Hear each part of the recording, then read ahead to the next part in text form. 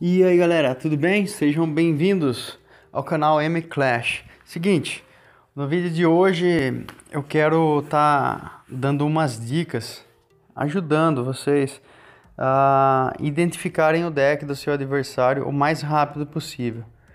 Ah, com uma única carta ou no máximo duas cartas, você já saber contra qual deck você está batalhando ali. As dicas são simples, são óbvias, e muita coisa vai requerer senso também da parte de vocês. Senso, sim, isso mesmo, percepção, beleza? Bom, primeiramente, para que vocês identifiquem um deck rapidamente, se faz necessário conhecer o metagame, tá? Vocês precisam conhecer o metagame, os decks que estão no meta. Caso alguém não saiba o que é meta, ou metagame, vamos explicar. É o seguinte, galera. Dentre todos os decks que tem no jogo, tem aqueles decks que são mais fortes, que são mais efetivos, que estão obtendo maiores resultados. Esses decks considerados mais fortes, mais efetivos, por serem mais fortes e mais efetivos, eles também são mais usados, tá? A maior parte dos pro players vai estar usando esses decks. Geralmente o meta ele tem aí em torno de 6 a 7 decks que estão mais fortes, que são aqueles 6, 7 decks mais usados. Aí tem alguns outros que são mais ou menos usados e outros que são bem pouco usados. Aqueles mais usados eles constituem o metagame, tá? Por exemplo, ó, a gente tá aqui na TV Royale. Ó, esse deck de corredor aqui, ó. Olha essa batalha, foi o deck de corredor contra o de corredor. Esse aqui é o Rogue Cycle 2.6. Ele é um deck que está no metagame. Não posso dizer que ele tá tão forte, mas é um deck que já está há bastante tempo no metagame. É um deck forte, quem gosta de corredor, esse é um dos decks mais fortes de corredor da atualidade, né? Já há tempos. Temos aqui o Logbait com Príncipe Patife, ó, que eu uso de vez em quando. Temos aqui a X-Boa. Essa daqui tá com Cavaleiro, mas ó, aí temos Gigante Real. Então, é o seguinte, galera. Nessa temporada que passou, tinha um deck muito forte, que era o Golem de Elixir Double Witch, né? Double Bruxa, com as duas bruxas. Agora, depois do nerf, eu não sei se ele ainda vai permanecer no meta. Eu acredito que sim, porque o nerf no Golem de Elixir foi pequeno. O Golem de Elixir continua bom. O único nerf que foi pesado, que realmente deixou a carta ruim, foi o da bruxa. Da bruxa comum, mas a bruxa sombria nem tomou nerf. O Baby Dragon também, o nerf que ele tomou foi ínfimo. Não mudou nada, ele continua forte. Então, galera, é o seguinte. A partir do momento que você conhece o metagame, que você conhece os decks, você conhece os arquétipos, o cara jogando uma ou duas cartas no máximo, você já consegue saber contra qual deck você está enfrentando. Por exemplo, eu estava falando para vocês do Rogue Cycle, né? Aquele deck de corredor 2.6. Esse daqui, ó. É esse aqui. É o seguinte, a batalha começou. O cara jogou como primeira carta um Espírito de Gelo atrás da Torre do Rei ou na ponte. Se o cara jogou um Espírito de Gelo, pelo menos eu penso assim, quando eu estou jogando. Bom, se ele jogou um Espírito de Gelo, provavelmente o deck dele é um deck leve e de ciclo rápido. Aí você vai falar assim, tudo bem, tô entendendo, porque é uma carta que é usada no deck, em um deck leve, para ciclar rapidamente.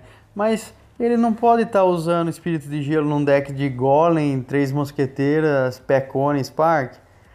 Galera, sim, ele pode estar usando o Espírito de Gelo num deck pesado. Ele pode. Não é uma opção inexistente. Porém, é pouco provável. É pouco provável. A probabilidade dele estar usando Espírito de Gelo num deck pesado é pequena. É pequena. Então, ele jogou a primeira carta, que é o Espírito de Gelo, você já conclui Não com 100% de certeza, mas pelo menos com 90% de certeza. Que você está lidando contra um deck leve, um deck de ciclo rápido, tá? Aí você fala, ah, tudo bem, mas você ainda não sabe o deck, você só sabe que é um deck leve. Tá, mas isso faz muita diferença. Vou citar um exemplo, vou dar um exemplo meu, mas vocês podem aplicar isso a vocês também. Por exemplo, eu gosto bastante de jogar com X-Bow. Se o cara joga um Espírito de Gelo, eu descubro que é um deck leve, eu posso colocar uma X-Bow avançada sem tanto, como eu posso dizer, sem tanto rodeio. Eu não preciso ficar fazendo rodeio, tipo, tentar pegar uma vantagem dele Elixir, esperar ele usar alguma carta que é forte contra a X-Bow. Não, eu não preciso fazer isso. Se eu descubro que é um deck leve, eu posso avançar a minha X-Bow sem medo de ser feliz. Por quê? Porque geralmente os decks leves, eles não tem uma boa defesa, um bom ataque ali para remover a X-Bow ali da frente tão facilmente. Ele não vai conseguir remover ela tão facilmente com um deck leve. E mesmo que ele consiga, eu coloco tropas, unidades por trás da X-Bow, eu perco a X-Bow, mas eu defendo tranquilamente. Agora, eu já não posso avançar uma X-Bow se eu estou jogando contra um deck de gigante real, simplesmente avançar, ou contra um deck de golem. Porque aí eu vou avançar, ele vai colocar o golem vai tancar, eu vou perder a X-Bow e provavelmente vou tomar muito dano na torre, talvez até perder a torre. Então o cara jogou um Espírito de Gelo, eu já tenho 90% de certeza que é um deck leve, um deck de ciclo rápido. A minha postura já é outra. Eu já sei qual carta eu posso guardar, qual eu não preciso guardar. Vamos citar outro exemplo. Digamos que o metagame tem aí, sei lá, 15 decks aí. Tem 15 decks que estão sendo mais usados. Mas acho que não chega a isso, galera. É até menos. Vamos supor que tem aí 10 decks que estão sendo bem usados. A partida vai se iniciar.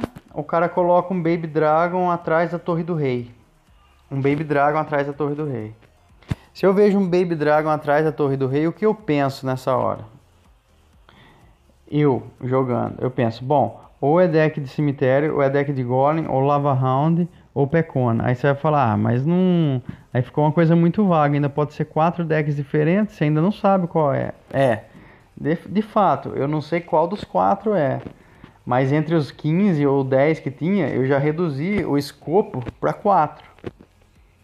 Eu já sei que eu estou lidando com um daqueles 4 decks. Se ele joga uma segunda carta, aí o meu escopo ele diminui ainda mais, eu já tenho mais certeza ainda. Porque veja, ele jogou o Baby Dragon, daqui a pouco a segunda carta dele é uma bandida. Beleza, eu já sei que é pecona com ariete. Essa segunda carta dele, ele jogou o Baby Dragon, depois jogou a Bruxa Sombria. Beleza, eu já sei que é golem. Ele jogou o Baby Dragon, depois jogou um cavaleiro. Eu já sei que é cemitério. Se ele jogou um Baby Dragon, depois uma lápide, eu já sei que é lava round. Com 2 cartas eu já sei o deck do meu adversário. Aí você vai falar assim, tudo bem, você está se referindo a decks do meta. Então é só a gente decorar os arquétipos e assim que a gente vê 1 ou 2 cartas, a gente já consegue ter uma noção do que é, já consegue diminuir, falar, é um desses 3, é um desses 2. E aí, à medida que a gente vê a segunda e terceira carta, a gente já sabe. E se o cara montou um deck, ele tá jogando com um deck de autoria própria, um deck que não é do metagame, um deck que foi ele mesmo que confeccionou ali, que criou.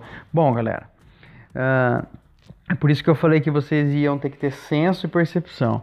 Mesmo que o cara tenha criado o deck, vocês hão de convir comigo que as cartas elas têm sinergias umas com as outras. Por exemplo, se o cara, para dar um exemplo para vocês entenderem, se o cara joga, deixa eu soltar um replay aqui, galera, enquanto eu vou falando. Por exemplo, se o cara joga lá um executor, vamos abaixar aqui, o cara joga um executor, você já pode ter certeza que ele tem o tornado. Por quê? Porque a sinergia entre o executor e o tornado é grande. Então você vai descobrindo o deck dele à medida que ele vai jogando cartas. Você descobre cartas que ele ainda nem jogou. Se ele joga um mago de gelo, você sabe que ele tem um tornado, porque a sinergia é grande. Vocês estão entendendo o que eu estou falando? Se ele joga uma bruxa sombria, Você não sabe ainda o win condition dele, mas de uma coisa você tem certeza. Ele tem um tanque. Ou ele tem um golem, um goblin gigante, ou um gigante. Por quê? Por causa das cartas suporte dele, são cartas, ou um mega cavaleiro, são cartas que requerem um tanque na frente. Então, essa percepção, esse senso. Com uma ou duas cartas que ele joga, você já sabe se o deck dele é um deck de controle, se é um deck pesado, se é um deck leve. Isso faz toda a diferença, galera. O que você vai fazer na sua primeira mão? Eu que jogo de X-Bow, como eu disse pra vocês, se eu descubro que é um deck leve, eu avanço uma X-Bow o mais rápido possível, sem tanta preocupação. Já se eu descubro que é um deck pesado, não. Eu fico fazendo um rodeio, eu fico ciclando carta de custo baixo, eu coloco uma Tesla no meio, eu vou ciclando meu deck. A hora que ele gasta Elixir demais em um ou outro lugar que eu encontro uma brecha, que eu vejo uma oportunidade, aí sim eu avanço o X-Bow. Fora isso eu não faço. Entenderam? Funciona mais ou menos assim.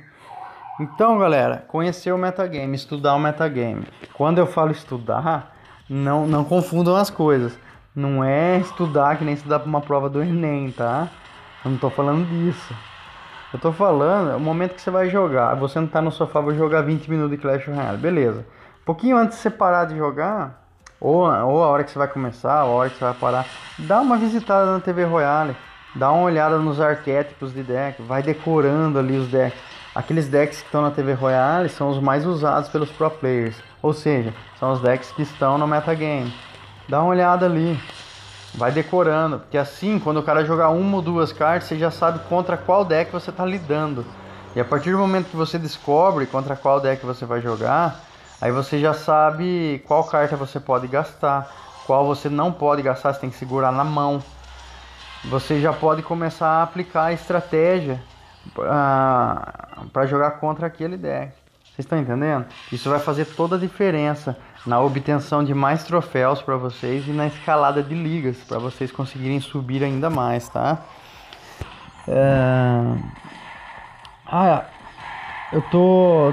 Comecei a jogar, o cara joga um espírito de gelo atrás da Torre do Rei. Primeira coisa que eu penso, ou é o deck de corredor, o Rogue Cycle 2.6, ou é a X-Bow, eu vou fazer uma Mirror Match aqui, o cara tá com o mesmo deck que eu, ou é Logbait. Esses três decks que estão no meta usam Espírito de Gelo, tá? Não, mas não pode ser um Golem? Pode, galera, já disse, pode ser um Golem, mas a probabilidade de que seja é pequena. Enquanto que a probabilidade de ser ou um Rogue Cycle, ou uma X-Bow, ou um Logbait, porque jogou Espírito de Gelo, é enorme. É enorme. Na maioria das vezes você acerta. Digamos que, porque você viu Espírito de Gelo, você pensa, é um deck leve, aí você toma alguma atitude que você faria, que você tomaria se fosse um deck leve. Sei lá, você avança uma X-Bow, aí o cara pega e joga um Golem. Não é um deck leve. Você errou na sua previsão de que era um deck leve, você errou. Galera, paciência, você não vai acertar 100% das vezes, mas se você acertar a maioria das vezes, você vai ganhar mais do que perder. E é isso que a gente precisa, ganhar mais partidas do que perder, assim você vai subindo. Outra coisa, não é o fim da picada, se o cara jogou um Golem no X1 de Elixir, beleza. Você, embora surpreso, você vai, faz a defesa e a partir daquele momento você já sabe que é um deck de Golem com Espírito de Gelo. É improvável, mas você está diante de um desses, tá?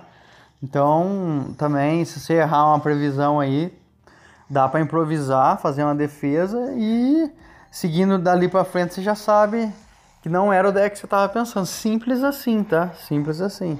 Precisa fazer tempestade no copo d'água. Nossa, errei, ou a dica não foi boa. Não, galera, a dica é boa. Se não for, não tem importância. Porque às vezes é um deck que o próprio cara confeccionou ali. Vocês entenderam? Vamos... Ó, por exemplo, essas 3 últimas partidas que eu joguei aqui. Vou no meu histórico de batalha. Detalhe. Eu falei para vocês visitarem sempre a TV Royale. Visitem também o seu histórico de batalha, o seu registro de batalha, para vocês verem contra quais decks vocês estão lutando mais, batalhando mais contra, para vocês verem se os decks que vocês estão batalhando contra são decks do meta. Ó, por exemplo, aqui essas 3 últimas batalhas minhas, nenhum desses decks era do meta. Talvez Esse deck do meio aqui, ó, tem lenhador e balão, tem um deck de lenhador em balão que está no meta, mas não esse aqui. Esse aqui é uma variação. O cara colocou outras tantas cartas aqui que eu nunca vi. Mas de qualquer forma, a ideia do deck eu entendi.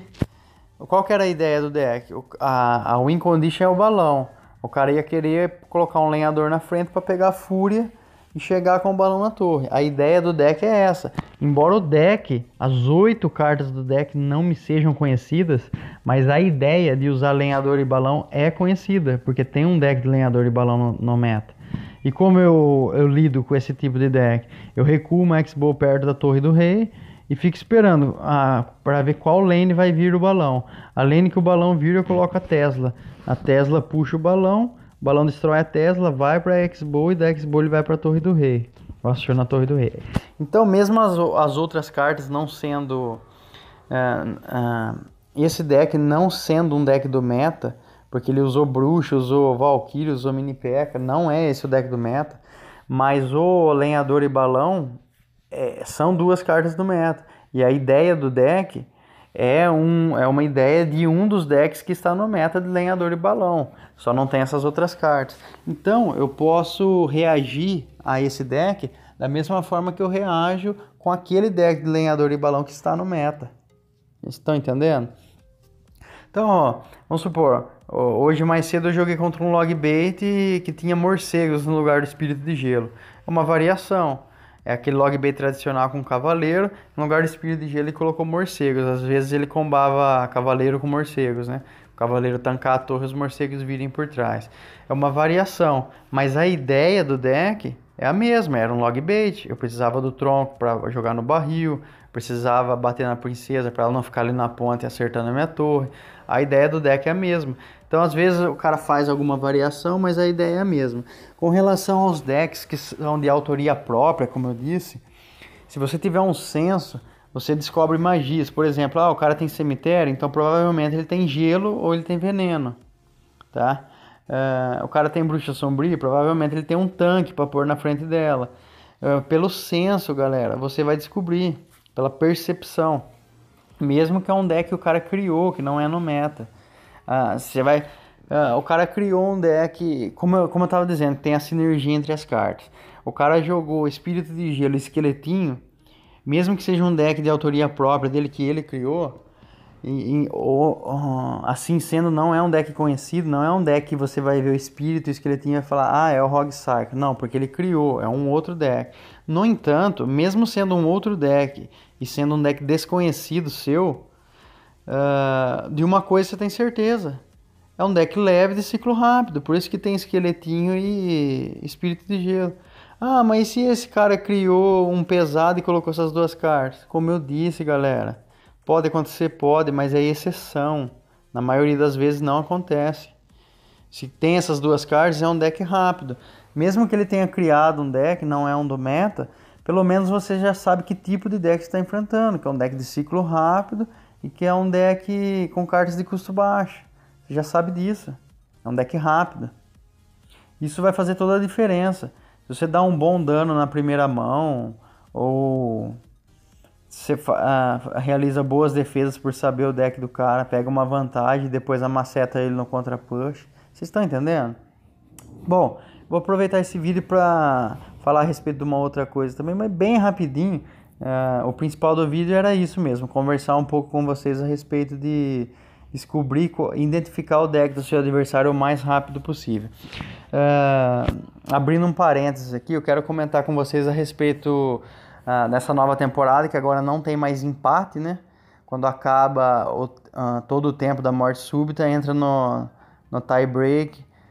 time breaker, né? E a torre que tá com menos life, ela cai primeiro e o outro perde. O Supercell, ela tomou essa atitude querendo impedir aquela postura, aquele comportamento dos jogadores quando estavam perdendo, ficar segurando a partida. Ficar segurando a partida, segurando e levar para o empate. Aí fica uma partida de 5, 6, 7 minutos e ninguém ganha troféu. Acaba no empate, naquela coisa neutra, que ninguém gosta.